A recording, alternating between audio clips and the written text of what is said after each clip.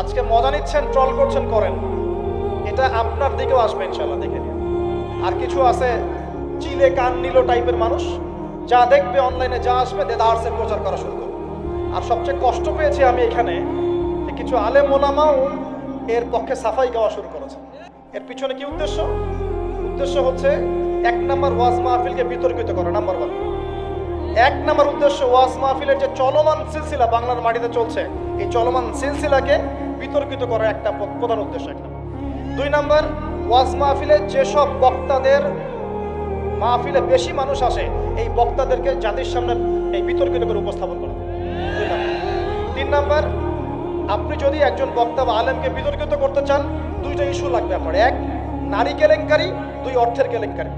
মারও খেলাম আমরা, জুলুমের শিকার হলাম আমরা, আর উল্টা আমাদেরকে টাকার মতো ছোট্ট একটা বিষয়কে কেন্দ্র করে আমাদেরকে জাতির সামনে অপমানিত করা হচ্ছে।